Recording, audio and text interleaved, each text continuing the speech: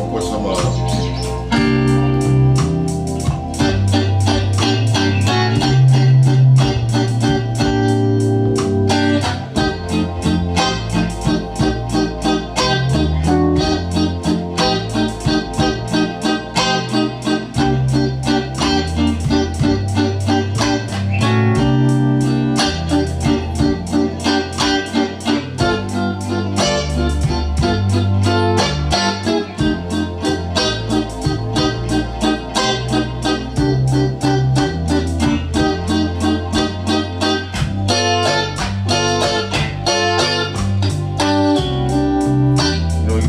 or you break my eyes in there.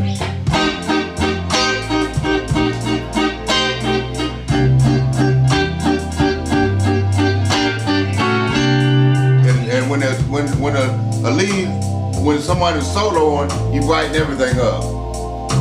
When I turn it up, I solo up. But when I want it down low on the breakdown,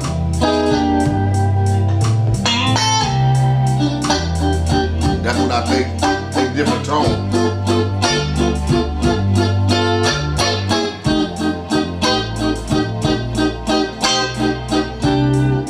And when I'm ready to solo, I can drop it real down.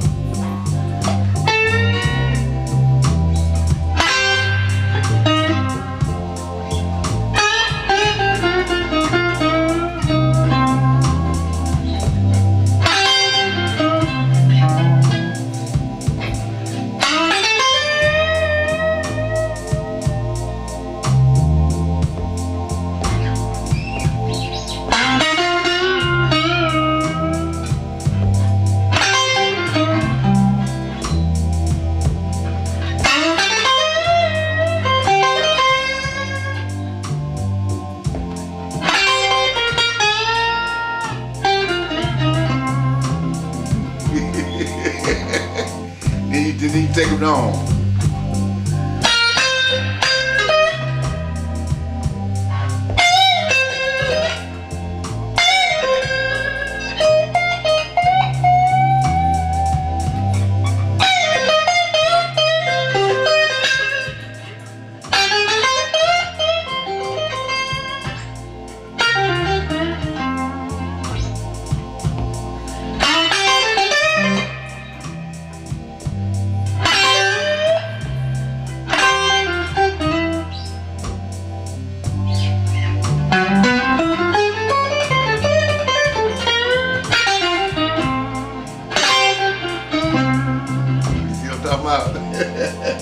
And then you get lower and lower. Now I don't have to turn down at all.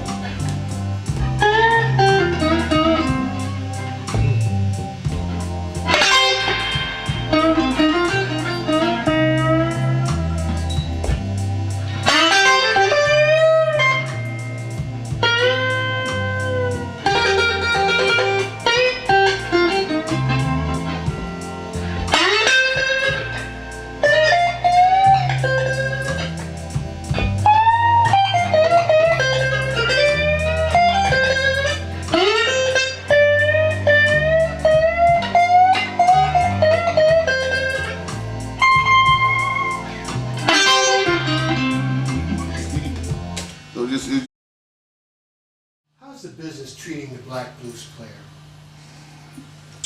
Man, like stepkids. Okay. Well, you got just like you got the children's circuit, you got the body bag circuit. What's the body bag? Basically about the same.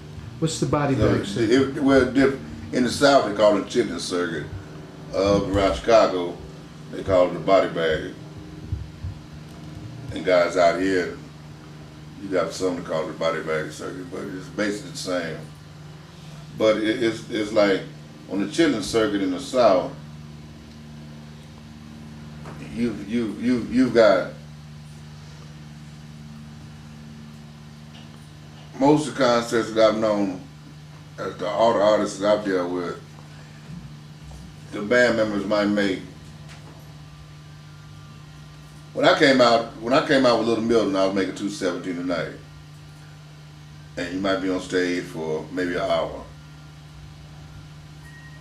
But seems like all the other artists that I had seen at the time, a lot of the other blues musicians, man, they were lucky if they made $150 a night, $175 a night. These are black musicians. Yeah, black musicians.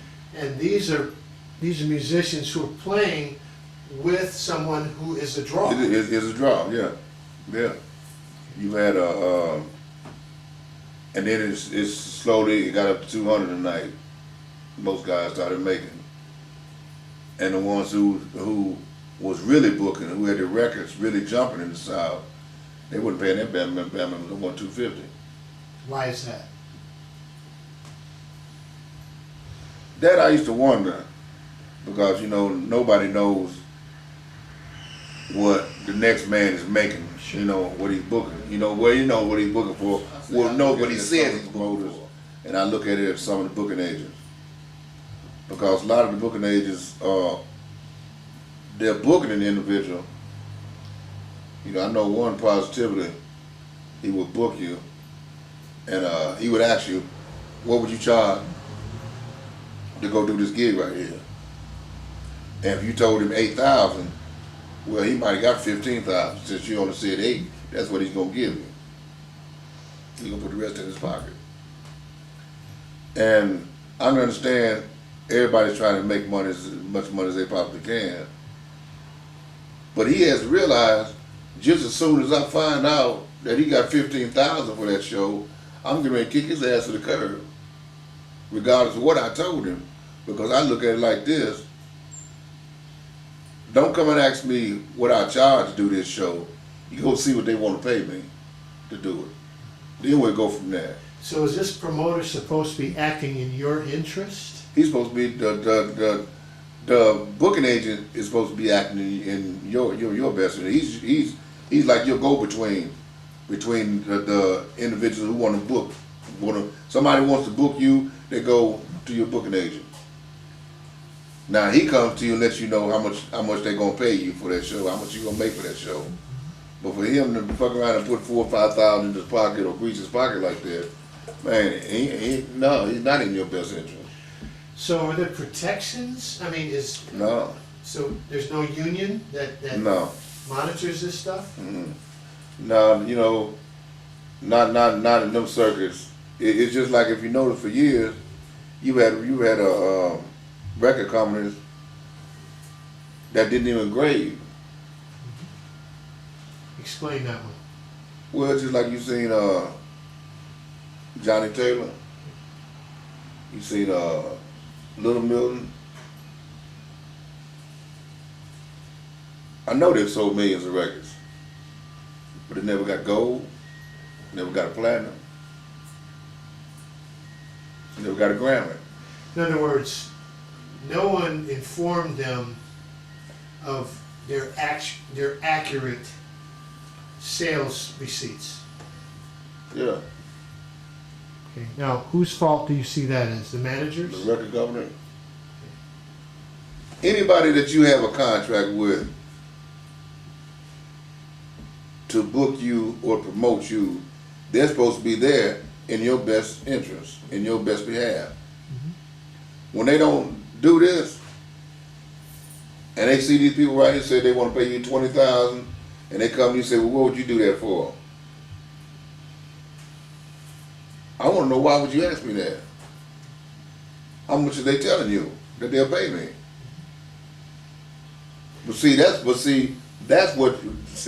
This is when you start. See, a lot of artists don't pay attention to their business. So I blame it on them at the same time. Because if you come to me saying, how much would I charge? How much do I want to charge? Well, first time I ask you is, how much do they want to pay? But Well, let me see the contract. You've learned that from experience. Yeah. So is that one of the conversations that the older, more seasoned artists talk with younger artists? They normally don't, unless they see you're paying attention. If they don't see you paying attention and you're not coming to them asking them questions about this, they're not gonna volunteer no information. Why is that? It doesn't do them any good. I mean, it doesn't do them any good at all. I mean, if You got a man, if you're an artist, you got another artist around you all the time, and you hear him talking to so and so is telling him this, telling him that, telling him this, you be like, okay, well, take care of it. And you know yourself, it should be something he needs to take care of. You can explain it, you can tell him,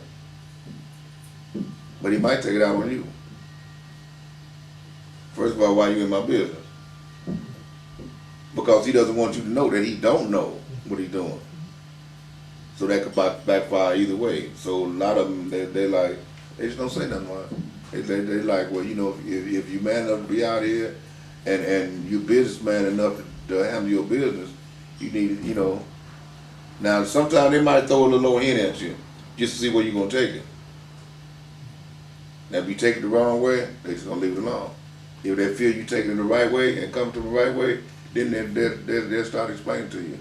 Well, how can we get the older, seasoned people to help the younger people who obviously didn't wake up and have all the knowledge? How do we get that mentoring to happen? Because it seemed to happen in other communities. It's simple. If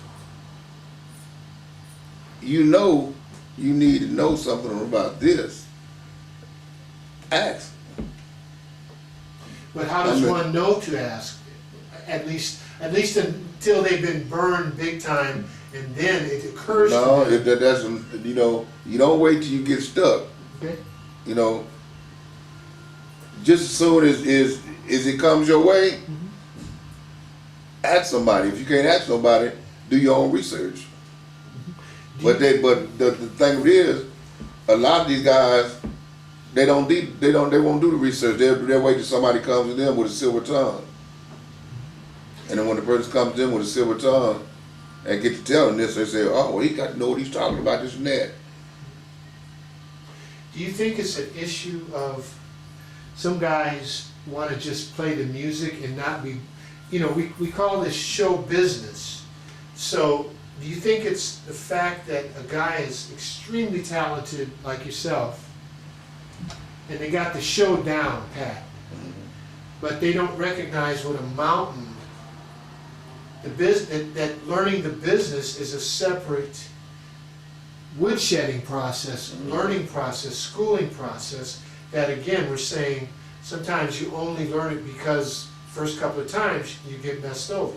Well, that's what happens to a lot of them. But I'm like this, all you gotta do is ask. They can tell you yes, they can tell you no.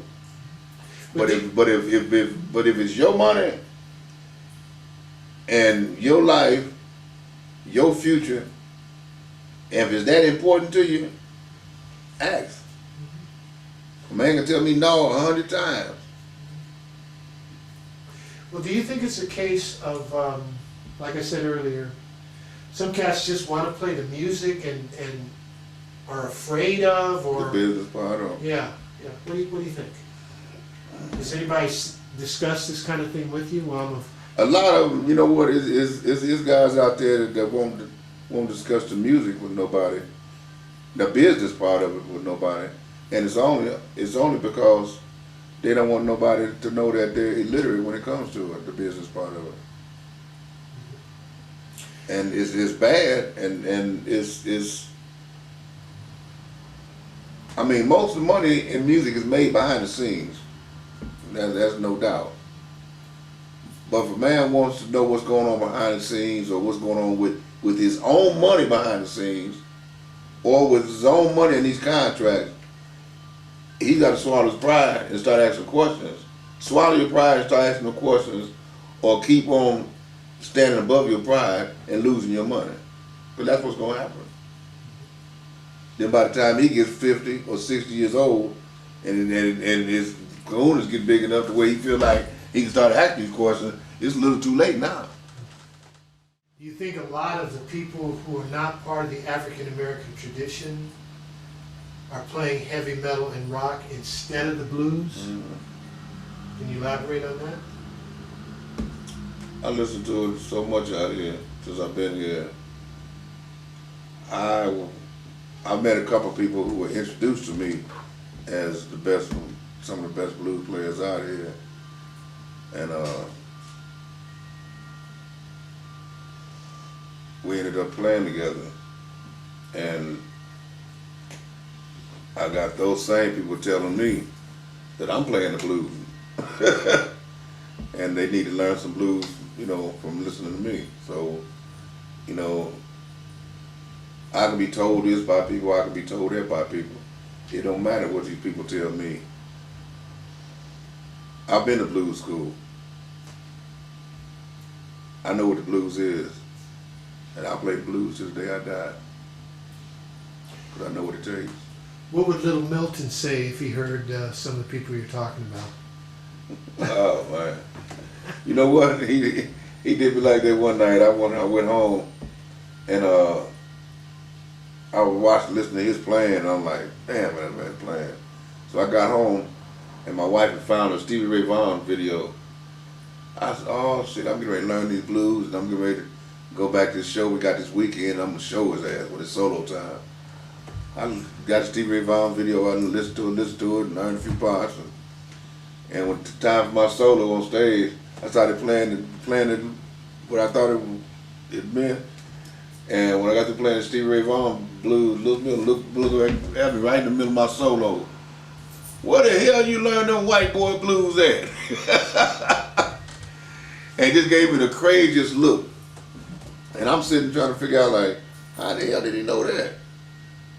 But then, like I said, the longer and longer that he brought it to me, the more and more I studied it, I see what he meant. It's just like Albert King told Stevie Ray Vaughan. He said, I taught you everything you know. I didn't teach you everything I know. Let's finish with you teaching us just a little bit more of what you know. All right. Thank you so much, Marvin Hill. Anytime.